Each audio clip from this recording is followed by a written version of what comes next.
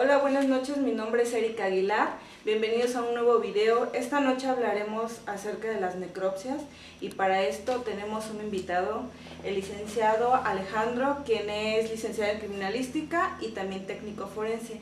Hola Alejandro, bienvenido. Hola, buenas, gracias por la invitación y su espacio. No, vamos a iniciar hablando un poco acerca de su experiencia laboral. Platícanos. ¿A qué te dedicas actualmente? ¿Cuál es tu labor dentro de la Fiscalía? ¿Cómo es que te desempeñas? Y, bueno, ¿cuántos años llevas laborando ahí?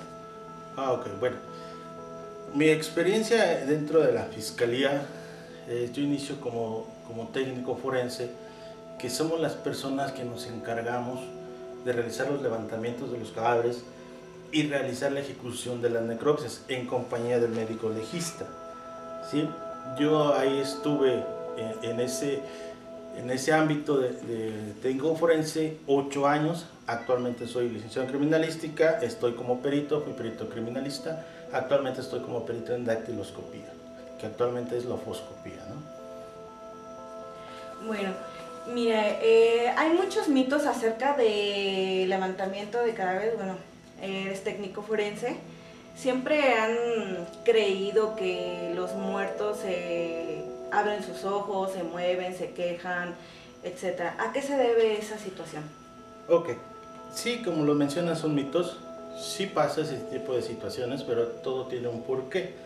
Como dices tú, nosotros nos encargamos del levantamiento de los cadáveres, pero mucha gente piensa que nosotros nomás realizamos esa labor, sino no termina ahí. Nosotros hacemos el levantamiento del cadáver, lo llevamos al anfiteatro de ahí de la Fiscalía y realizamos la ejecución de la necropsia. Las reacciones de los movimientos de los cadáveres o sonidos es a través de que hay veces que quedamos con los espasmos cadavéricos. Llega el momento en que el cadáver, por ejemplo en un hecho de tránsito, cuando ven llegar el impacto, quedan apretados. Entonces llega un momento en que el músculo se relaja y se mueven, o luego quedan con aire dentro de los pulmones y al movimiento del cadáver pues son expulsados a través de un ronquido, a través de un quejido. Incluso muchas veces los cadáveres se llegan a echar un gas, ¿no? Pero es algo normal, ¿no? Es algo de los músculos y del aire, ¿no?, que está dentro del cadáver. ¿Cuántos años llevas ejerciendo la necropsia dentro de la Fiscalía General del Estado? Sí, yo estuve 8 años como técnico forense dentro de la Fiscalía, y la verdad ahí dentro de esos 8 años pues he participado en diferentes eventos, en diferentes necropsias muy importantes para mí porque adquirí mucha experiencia y nunca he terminado de agradecer a los médicos que fueron mis maestros para poder adquirir toda esta experiencia, ¿no? Te puedo hablar de infinidad de necropsias que realicé. He tenido experiencia desde fetos hasta gente ya muy adulta, de todas edades, colores. Me tocó en aquellos entonces incluso gente extranjera realizando la necropsia, y yo siempre he dicho que la necropsia para todos es el mismo protocolo, pero ninguna necropsia es igual a otra, ¿no? Todas son diferentes porque todas tienen algo peculiar, ¿no? Y por ejemplo, un ejemplo así rápido para mostrarte que son diferentes. Un cadáver por proyectil de arma de fuego, no todos los cadáveres tienen los orificios en el mismo lugar. Entonces simplemente con eso las hace diferentes, ¿no? Sí, claro. Bueno, hablando de las muertes violentas, ¿qué tan difícil es realizar una necropsia a los cuerpos que encuentran desmembrados? ¿Qué tan difícil es? Mira, es difícil. En mi experiencia tuve un levantamiento de 3 personas en conjunto, las cuales estaban desmembradas, ¿no? Vulgarmente se les dice descuartizadas, que es en los periódicos lo que más venden, ¿no? Pues la verdad encontramos los cadáveres dispersos, lo cual hicimos el levantamiento en 3 canastillas, y ya al llegar al anfiteatro pues tuvimos que identificar cada extremidad o cada parte de ese cuerpo para poder realizar armar el cadáver, ¿no? Empezamos a través del tronco, ¿sí? y de ahí fuimos uniendo la cabeza, fuimos uniendo los brazos y las piernas. Fuimos identificando cada uno de los cadáveres para poderlos tener completos. Si es un poquito complicado, debemos de tener los conocimientos para poder ver los bordes de los cortes, el color de la piel.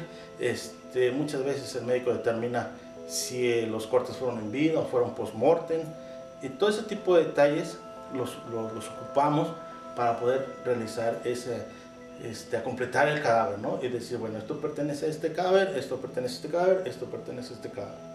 Sí es complicado, sí, pero aquí lo importante es los conocimientos que adquirimos, ¿no? Para poder realizar este tipo de trabajo. Sí, claro. ¿Cuántos médicos, qué equipo, cuántas personas forman el equipo para todo lo que es la necropsia y el proceso que se lleva dentro de una Bueno, sala? mira, no hay como que un número específico. Podemos haber 2 técnicos para una necropsia y un médico, o puede haber un técnico y un médico nada más. Una simple persona puede realizar la necropsia y ejecutarla con la compañía del médico. Sí. En los casos de menores, ¿es más impactante ver a un menor que a una persona adulta así desmembrada? ¿O cuál ha sido un caso impactante que diga, este me marcó? Y yo creo, en lo personal, son los mitos que tenemos a través de lo que es la muerte, de cómo la entendemos mucho y cómo las vemos diferentes. Yo he tratado un trabajo psicológico, lo que yo hacía de dividir lo que son los sentimientos a lo que es mi carrera profesional, ¿no? Yo en ese momento soy un profesional para realizar mi trabajo, y mi trabajo es una investigación, ¿no? En un cadáver. Yo no me fijo si está bonito, si está feo, güero, blanco, moreno. Para mí es una investigación, todos los cadáveres merecen un respeto, pero sí siempre te gana, hay veces el sentimiento, una experiencia que dices que a mí me marcó. No es que me haya marcado, sino que fue lo que más me costó difícil el trabajar con niños, porque yo tengo mis hijos. Y en una ocasión me tocó trabajar un menor exactamente de la edad de mi hijo, el más pequeño de los hombres, y a la hora de yo de tomar su cabeza del niño, pues se hace cuenta que vi la cabeza de mi hijo. Y sí es algo así, algo difícil, porque son sentimientos encontrados, el cual tú te tienes que preparar para decir, a ver, no, este es mi trabajo, aquí soy un profesional, como tal, tengo que realizar mi trabajo como profesional, tratar de evitar esos sentimientos. Es por eso que existe el tabú, y mucha gente me lo ha dicho, dicen, es que ustedes ya no sienten. No, sí sentimos, nada más que separamos esa parte, lo que es nuestro trabajo a lo que es nuestro sentimiento. Yo también tengo esposa, tengo hijos, tengo papás, tengo hermanos, y no estoy exento de que algún día tenga que venir a identificar a algún familiar, y entonces vas a ver el otro lado, ¿no? Como se dice vulgarmente, el otro lado de la moneda, y conocerás esa parte humana, no la profesional, sino la humana. Que si aprendemos a ver la muerte de diferentes maneras, sí, eso sí es cierto también, ¿no? Ya lo vemos diferente, pero no quiere decir que dejamos de sentir. Y te comparto esta parte, contigo, al tomar la cabecita de este menor, pues haz de cuenta que vi la cabeza de mi hijo y sí me impactó un poquito y me costó trabajo. Y de hecho, dentro de mi experiencia a trabajar con los niños, menores, sí es como que lo más difícil en este caso para mí, ¿no? Fue lo más difícil, porque hay veces que te involucras, ¿no?, en el asunto, ves el tipo de muerte y hay veces que se pudo haber evitado, o son descuidos, o son gente que abusa, ¿no? Entonces sí te da luego hasta coraje esa parte con los menores. Sí. Precisamente en el video anterior, si no lo han visto, vayan a verlo. Hablamos del maltrato infantil. Hay un caso que no sé si usted lo haya visto en internet, está en Netflix. Es del caso del niño Gabriel, en donde sus papás abusaron de él, le daban de comer arena, lo maltrataron mucho y pues lamentablemente el menor falleció. Tenía quemaduras, múltiples lesiones en el cuerpo, moretones y todo. Entonces es como un poquito la parte que usted dice, yo creo que a todo mundo nos estremece el ver a niños fallecidos. Bueno, yo no he tenido la oportunidad de trabajar en este ambiente de lo forense, yo soy criminóloga, pero sí he tratado a menores que han sufrido violencia y que también me he enterado de casos que fallecen, y yo creo que es muy impactante pues ya en este ámbito forense hacer una necropsia a un menor. Sí, mira, no tengo muy claro o no he visto ese tema del niño Gabriel, pero yo te puedo hablar de infinidad de asuntos con menores donde sí, ¿no? Yo recuerdo uno de una menor de 2 años, no, perdón, de 7, 6 años, donde con las características que tú dices, ella vivía, ¿no?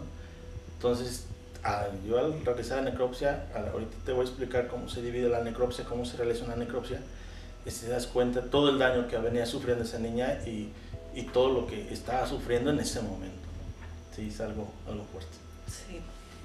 Y hablando un poco de cómo se lleva el estudio de cada muerte, las personas que ya están en estado de putrefacción, ¿cómo es el proceso ahí? Híjole, pues es exactamente igual. El proceso de la necropsia sí ya es más difícil de acuerdo en el estado de putrefacción que se encuentra el cadáver, ¿no? Si es inicial, si ya va avanzado. En la segunda fase, que es la efisematosa, que es cuando estamos inflados todos los cadáveres, ¿no? Ya hay veces que los órganos del cerebro ya están licuefactados y ya es difícil determinar una causa de muerte para el médico. Pero hacemos la apertura de todas las cavidades igual, y se hace la revisión de todos los órganos para poder encontrar esa causa de muerte. Digo, si no, se hace a veces la toma de muestra y se manda a patología para ver que no sea como auxilio, ¿no? Para al médico poder determinar la causa de muerte. Si en un cadáver putrefacto, nuevamente encontramos en el cráneo un orificio por proyectil de arma de fuego, o incluso encontramos una bala dentro del cadáver, pues bueno, ya te va orientando, ¿no? Va orientando al médico cuál puede haber sido la causa de muerte. Recordemos que la necropsia, su objetivo principal es llegar a la verdadera causa de la muerte, ¿no? Y eso es lo bonito de esta profesión. En mi caso, a mí me gusta, digo, es una investigación completa, un estudio en un cadáver que te lleva yo a veces, digo, me apasiona mi trabajo, mi carrera. Te va invitando a más, a que indagues. El mismo cadáver te va diciendo, por aquí me lesionaron, esto, lo otro, ¿no? Por ejemplo, para buscar un proyectil de arma de fuego dentro del cadáver, pues te vas observando los infiltrados y te lleva, ¿no? A lo mejor a veces pudiéramos sacar una radiografía y rápido, aquí está ubicado, pero yo digo, te quita esa experticia, ¿no? De indagar y llegas a ese proyectil.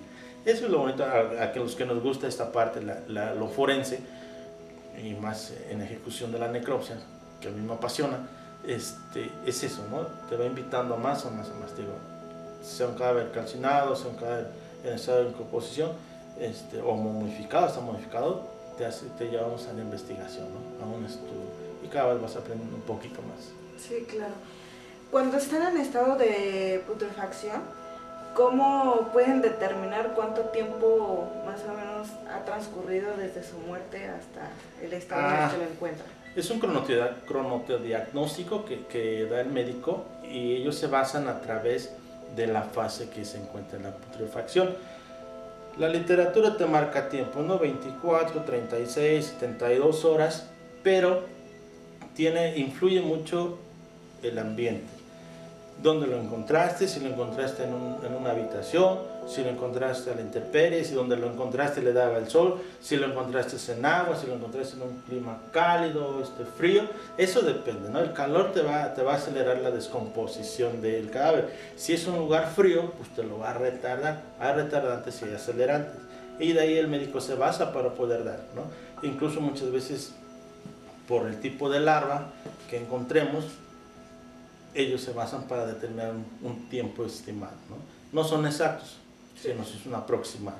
¿Y qué tanto influye? Bueno, también he escuchado que dicen que influye mucho si estaban tomando medicamentos, o esa cuestión que también puede acelerar un poco la descomposición.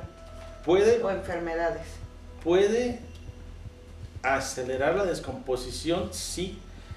Por ejemplo, cuando están mucho tiempo hospitalizados, que casi los mantienen a puro medicamentos, se hace se les hace como líquido adentro, ¿no? Una sepsia se llama, una sepsis, que es como que se descompone el órgano, ¿no? Y sí huele un poquito feo y sí acelera la descomposición del cadáver, en este caso. Bueno, cuando se encuentra un cuerpo en estado de descomposición o cuando sumersión o cualquier muerte, ¿qué se hace con las pertenencias de las personas fallecidas? Porque también hay mitos alrededor de ello.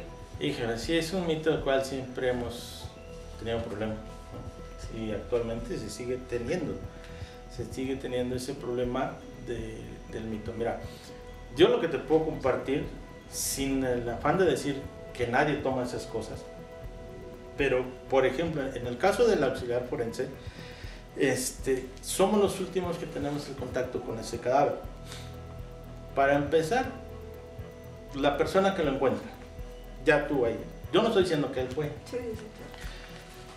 Luego llega la policía. Luego llegan muchas veces paramédicos. En este caso, el perito criminalista, el perito fotógrafo, ingresan al lugar. Y al último ingresamos nosotros.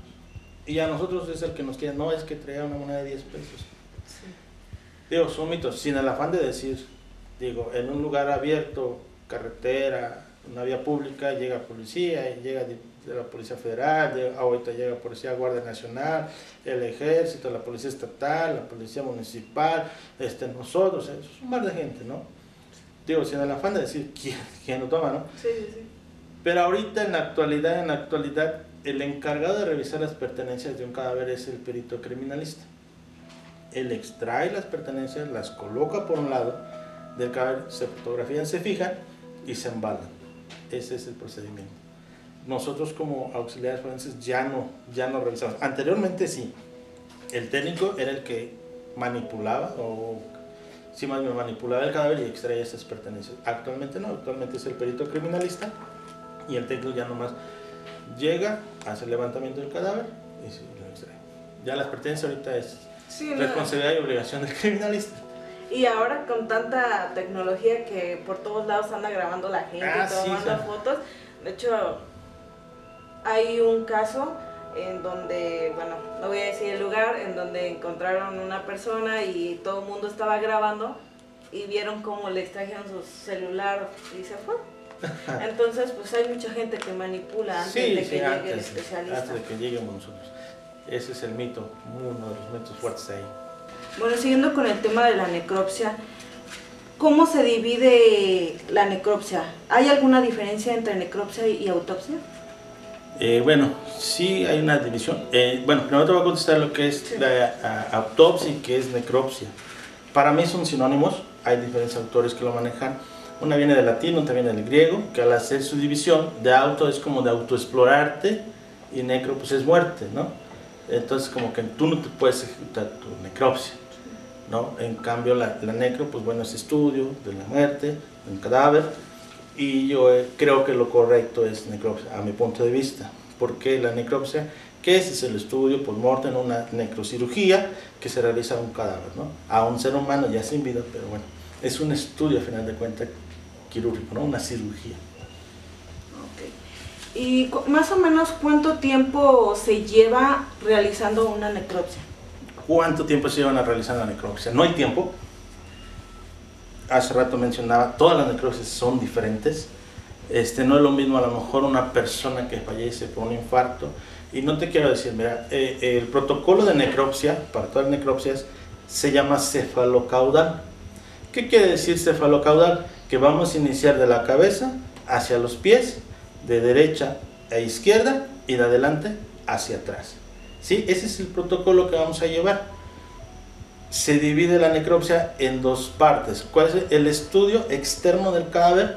Que te abarca desde la medición del cadáver, la circunferencia del cráneo, del tórax, del abdomen, las mediciones, toda la lesión que pudieras encontrar al exterior del cadáver. Y te voy a poner un ejemplo, una persona que fallece por proyectiles de arma de fuego, ubicar los orificios, la medición de los orificios, ahí donde tienes que diferenciar un orificio de entrada a un orificio de salida. ¿no? Dentro de los conocimientos que eso, pues nosotros tenemos, es eso, que tienes que diferenciar el tipo de lesión que tiene el cadáver. Porque un orificio de entrada no es lo mismo un orificio de salida. Entonces, si un cadáver te presenta 3 orificios de entrada de un proyectil de arma de fuego y tiene 2 salidas, ¿qué quiere decir? Que uno está dentro, ¿no? Entonces, a la apertura, que es la siguiente parte, que ya es la apertura del cadáver, el estudio ya interno, entonces tienes que buscar ese proyectil, por citar un ejemplo. Todas las necropsias tienen que ser completas, ¿sí? No hay de que, como te mencionaba ahorita, porque nos refieren que estaba enfermo de hipertensión y probablemente le dio un infarto. O sea, no quiere decir que me voy directo al corazón, reviso y efectivamente encontramos el corazón manifestado el infarto y ya ahí terminamos la necropsia. No, tiene que ser completo, ¿sí? De la cabeza a los pies, la revisión de todos los órganos. El tiempo, te digo, no tenemos tiempo. Yo en mi experiencia he tenido necropsias de 40 minutos y necropsias hasta de 6 horas, dependiendo la causa de la muerte de la persona, ¿sí? No tenemos un tiempo estimado porque también no puedo decir, en 2 horas yo tengo que terminar esta necropsia cuando a lo mejor requiere de más, ¿no? Y te voy a poner un ejemplo, hay veces que realizamos necropsias muy tardadas, se entierra ese cadáver y la investigación todavía nos obliga a exhumar ese cadáver y volver a hacer esa necropsia. Entonces, un tiempo establecido no hay para la realización de la necropsia. En el caso de Tetelcingo, que es uno de los más sonados y que también grabamos un video acerca de eso, ¿cómo fue el proceso? ¿Se tuvo que exhumar? Hubo un proceso de exhumación que ya nos lo explicó el maestro tercero, pero ¿qué tan complicado fue tener a los familiares encima de su trabajo? Híjole, yo en mi punto o en mi parte de como técnico forense y la ejecución de las necropsias y revisiones, ahí en Tetelcingo, digo, gracias a Dios tuve la oportunidad de estar ahí y yo fui el primer como contacto con el cadáver a la hora de su exhumación. Yo lo desenvolvía, los cadáveres, yo los limpiaba, participaban los diferentes médicos de las diferentes instituciones y la verdad sí como que la presión a tu pregunta de los familiares, el tenerlos ahí alrededor, sí es algo incómodo, pero a la vez nuevamente yo como que separo esa parte. Yo soy profesional y estoy haciendo un trabajo, además la verdad yo no tenía ni tiempo para voltear así a ver quién me está viendo, quién no, porque gracias a Dios y a ese tipo de trabajos adquirí una poquita de experiencia, pues porque estaban diferentes médicos, el médico de la Comisión de Derechos Humanos, el médico de los colectivos, el médico de la universidad, el médico incluso de las fiscalías, y a todos yo por ejemplo tenía que preguntarles qué necesitaban del cadáver, qué tenían que revisar ellos, qué tenían que buscar, ¿no? Ellos, y por cadáveres que se exhumaron y que no contaban la necropsia en ese momento yo realizaba la necropsia, ¿no? En compañía de los médicos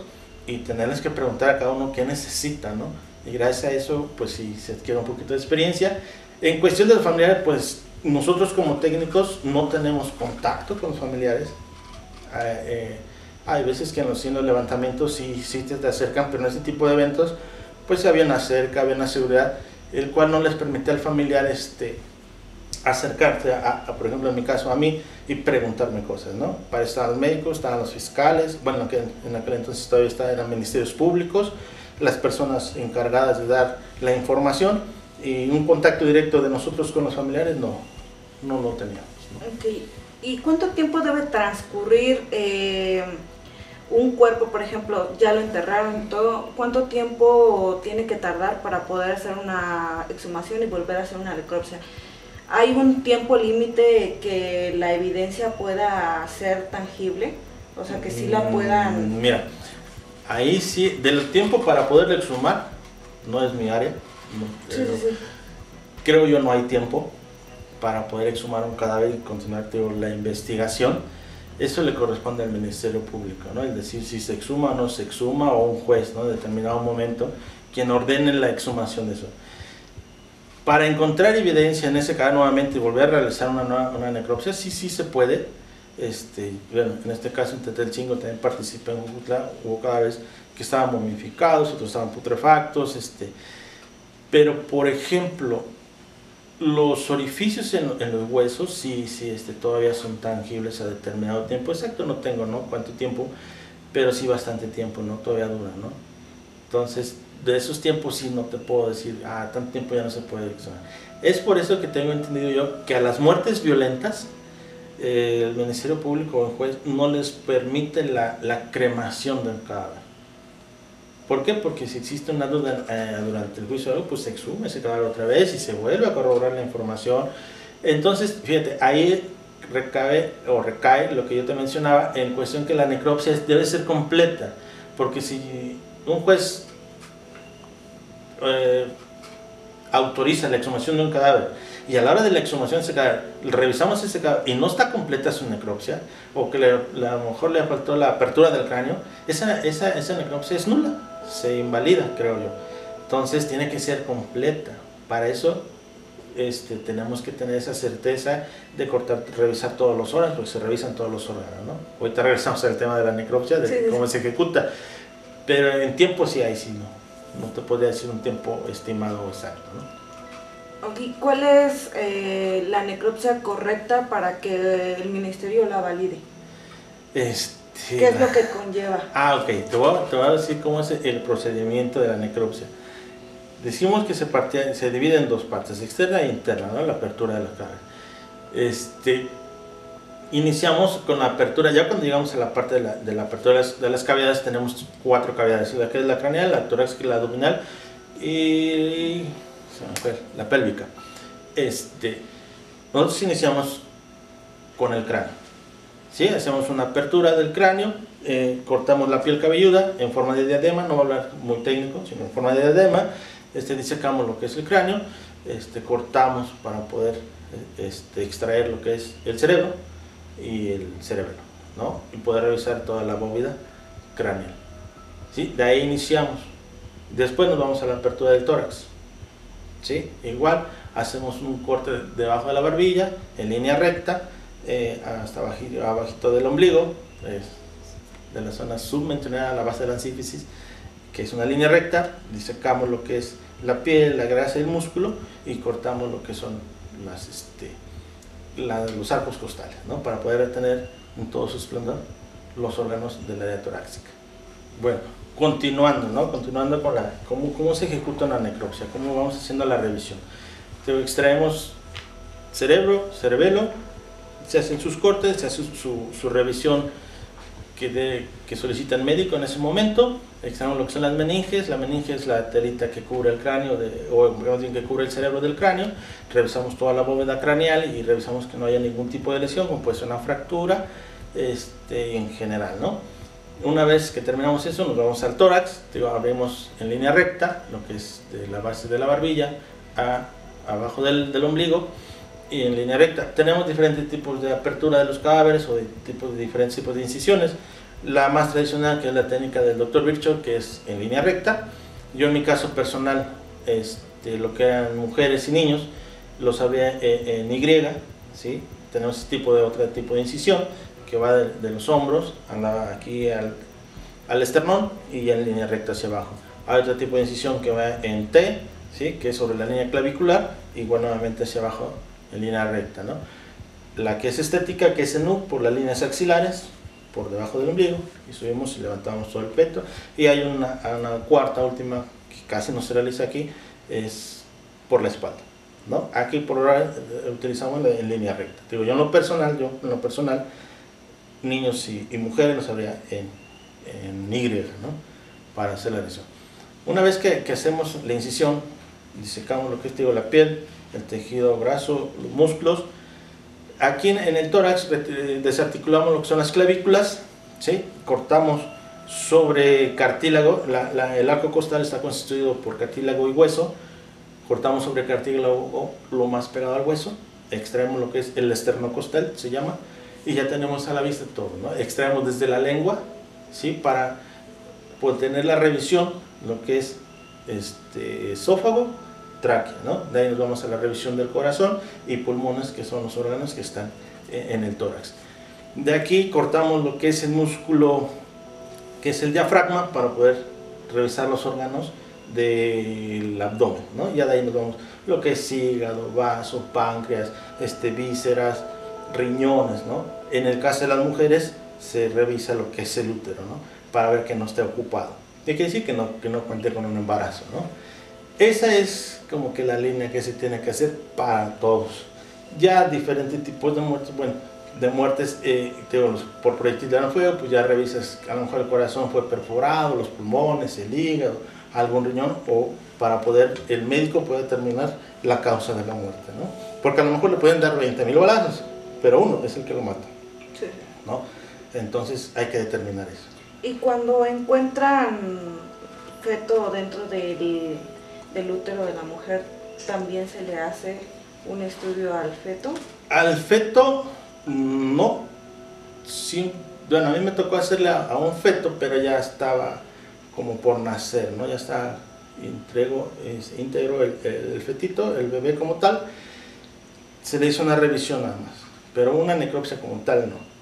¿Sí? Ya cuando son hasta recién nacidos, ahí sí me ha tocado hacer, sí me tocó hacer necropsia al bebé, pero ya una vez expulsado.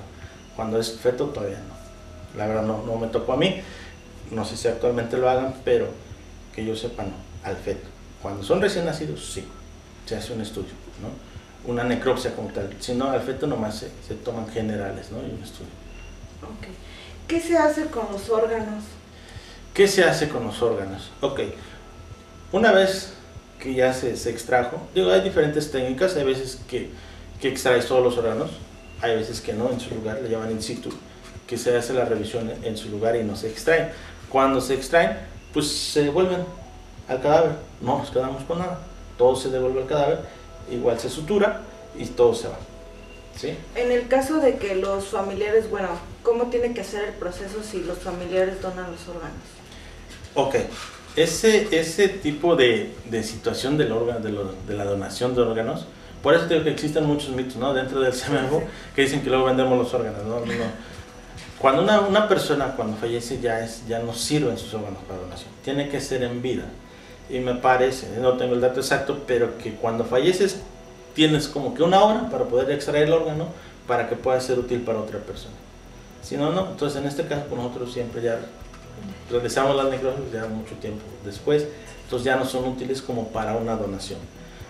Hay casos que sí son las personas son donadoras o los familiares quieren donar los órganos de su familiar, pero por lo regular lo que yo he visto son cuando ya en un hospital les declaran muerte cerebral, ¿sí? Que ya están ahora sí con vida a través nada más de los aparatos. Ahí sí es cuando certifican la muerte del médico, de que ya tiene una muerte cerebral, y autorizan como que la donación, y ya los médicos del hospital documentan qué órganos se extraen. Sí. ¿Sí? Pero es en vida todavía. Ya después de muerto ya no sirven. Okay, entonces sí. Por eso no nos quedamos con nada. Sí, sí hay muchas personas que sí se quedan mitos. Así con la duda de qué es lo que se hace, si se los regresa, bueno, se mete en el cuerpo o algo así. No, sí, todo se devuelve. A lo mejor ya no es su posición original, pero todo se devuelve, ¿no? Sí, con la persona, no nos quedamos con nada. Okay. Bueno, hablando un poco de los órganos, ¿cuál es el estudio bueno, yo una vez fui a una ponencia en donde un médico hablaba de una menor que querían saber si había fallecido ahogada, algo así, y aventaron sus pulmoncitos en agua, y que si flotaban algo así, ¿cómo se determina una muerte así por ahogamiento? Ay, se me fue el nombre ahorita de la asomacias, que es cuando se introducen los pulmones en agua. Pero cuando son por sumersión, nosotros no hacemos esa técnica. Se revisa el pulmón, si contiene agua, en la tráquea, en el esófago, si hay agua. Esa asomacias, no me acuerdo bien el nombre, perdón, eso se hace cuando son recién nacidos. Esta prueba para ver si el bebé nace vivo y respiró o nació muerto. esa es donde yo nomás realicé esa técnica de los pulmoncitos en sumergirlos en agua. Si flota, quiere decir que tiene aire y que sí respiró el bebé. Si no flota, es que nació muerto. Pero en esos casos, por sumersión, cuando la persona se ahoga, yo en lo personal no realicé esa técnica para ese tipo de cosas. Hacíamos la revisión de los órganos para ver si se encontraba agua dentro de los pulmones, tráquea y esófago. Y en el caso de los fallecidos por incendios, ¿cómo es el estudio? El estudio, ¿cómo es el estudio? Se llama personas calcinadas, por ahora ellos quedan en la posición de boxeador, por la contracción y cuando se está quemando el músculo y la grasa. Es exactamente lo mismo. Se hace la apertura de las cavidades y se revisa, ¿no? Y para ver, pues la causa, pues bueno, una persona calcinada ya es más difícil, ¿no? Es decir, pero como te vuelvo a repetir, el hueso es el que tarda más en calcinarse, ¿no? Y probablemente si a esa persona la lesionaron con proyectil de arma de fuego, pues sí vamos a encontrar los orificios en el cráneo o en algún hueso grande, ¿no? Incluso hasta en las costillas. Si fue lesionada a lo mejor con un arma punzocortante, igual podríamos encontrar la perforación del hígado. Depende el grado de calcinado que se encuentre el cadáver, pero es exactamente lo mismo y se realiza una necropsia también para esas personas. Bueno, para culminar la entrevista, me gustaría que me platicara acerca si ha tenido alguna experiencia mala con estudiantes dentro del CEMEFO. Anteriormente, bueno, en algún momento cuando yo fui estudiante nos permitieron el acceso y muchas veces nos decían que no, porque sí ha ocurrido accidentes. ¿Qué tipo de accidentes le pudieron haber ocurrido para que nos negaran la entrada? Mira, a mí en lo personal, a mí me encanta y la gente que me conoce saben que me encanta enseñar, ¿no? Accidentes como tal, yo no, gracias a Dios no tuve con algún estudiante, pero sí hubo un tiempo que prohibieron la entrada a los estudiantes ahí a esa área, que es un área restringida, y yo siempre les he dicho que a los que tienen la oportunidad de ingresar, que aprovechen, ¿no? Que lejos que se vayan con ese morbo, ¿no? Muchas veces que hay, ¿no? Te digo, mucha gente piensa que van a entrar al inframundo, ¿no? Que van a entrar al inframundo y te digo, a mí me enseñaron o capté esa parte de ver la muerte diferente, ¿no? Y todo lo vemos por los mitos, ¿no? O sea, yo les digo, de las historietas que hemos oído muchas veces, ¿no? De los mitos que hay, que si se mueve, y yo les pongo de ejemplo a mis alumnos, ¿no? A los chicos que van, que siempre les he dicho, le digo, un ejemplo así tajante es, ¿cuántas mamás no hemos escuchado que le dicen al niño, vente para acá porque te va a salir el coco? Y desde ahí ya sabes que existe el coco, mas nunca lo has visto. Y esos son los mitos que hay a través de la muerte, ¿no? Entonces te digo, entran en el inframundo, pero así un accidente como tal, no. Yo tuve conocimiento, porque yo pregunté de por qué ya no podían ingresar los estudiantes, ¿no? Al área del CEMEFO para que vieran cómo se ejecuta una necropsia. Me parece que hubo una vez una chica le dio una oportunidad de tocar un órgano, metió la mano y se rasguñó con un arco costal, y al parecer sus papás pues sí hicieron así como que el gran pleito, entonces pues, decidieron no. Eso yo nomás tuve conocimiento, no sé si sea verídico o no. Entonces eso es parte también de los riesgos que tiene el técnico forense, ¿sí? Porque nosotros sabemos que vamos por un cadáver, lo vamos a levantar y lo vamos a necropsiar, pero no sabemos si ese cadáver tiene alguna enfermedad de infecto contagioso. No, ahorita en la actualidad, por ejemplo, el COVID, ¿no? Pero antes era un ejemplo, el SIDA, tuberculosis, algo infectado. Entonces tenemos que ser muy cuidadosos a la hora de realizar esa necropsia, ¿no? Más el técnico, que es el que mete la mano, ¿no? El que busca, indaga e investiga en el cadáver.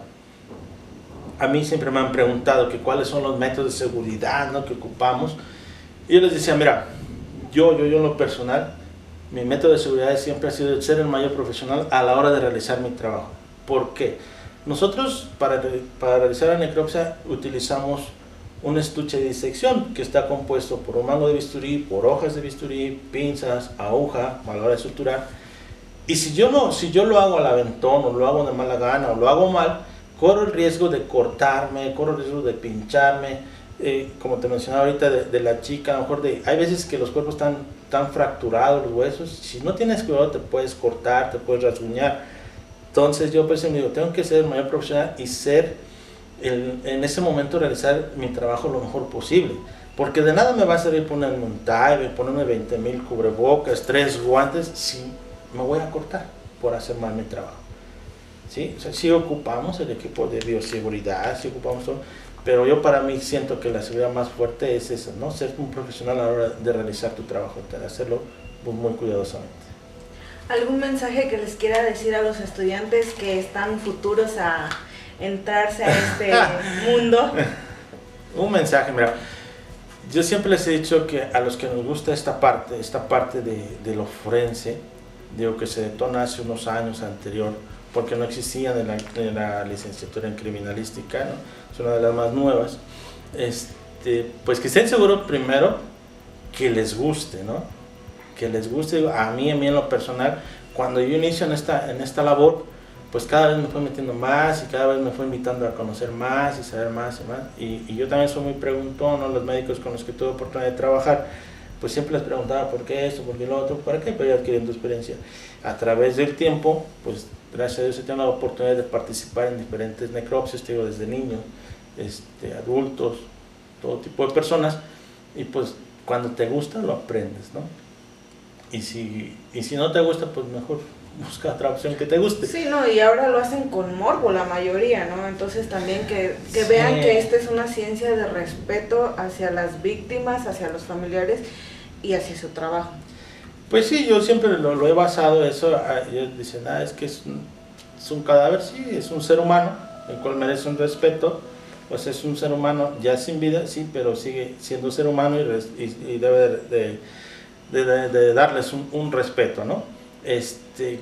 Pues sí, hay veces que el familiar, ¿no? Hay veces que es entendible en shock, que entran en todo, ¿no? Me ha tocado, o al parte de veces que al técnico forense le toca, ¿no? La identificación de su familiar, y pues hay veces que se reaccionan de diferentes maneras, ¿no? Se me quedó grabado una persona, una señora que va a identificar a su hija, tuvo un accidente en la autopista, y bien me recuerdo que yo pues decía que se la mostrábamos, no la podíamos mostrar porque cada vez estaba en muy malas condiciones, y ella le identifica, le mostramos su bolso, que fue lo que encontramos, una zapatilla y fragmentos de la ropa que llevaba la chica en ese momento. Entonces otra vez ella dice, sí, es mi hija, y entra en shock la señora y me empieza a decir, pero ya estábamos en la casa, o sea, ya habíamos llegado a la casa. Dice, pero le habló la amiga y lo único que me dijo es, ¿cómo la voy a dejar morir sola? Y se volvió a salir, o sea, en shock entre la señora, ¿no? Y me empieza a platicar eso, y tú si te quedas así, pues tienes que ser respetuoso y pues tienes que escuchar, ¿no? Hay gente que se pone violenta, o sea, como si nosotros tuviéramos la culpa. Entonces hay diferentes tipos de reacciones. El mensaje para los chicos es prepararse lo mayor, muy profesional. Yo, gracias a Dios, tengo la oportunidad de dar diferentes conferencias, a algunos les he dado clase, y yo siempre les he dicho, no se queden con lo que yo les digo. O sea, investiga, convéncete y aprende, ¿no? Yo siempre, a mis alumnos, yo siempre les he dicho, tienen una gran labor, porque dicen que el alumno supera al maestro, y ustedes me tienen que superar a mí, o sea, que les va a costar un poquito de trabajo, pero ese es el mensaje que les doy, que cada vez se preparen más, ¿no?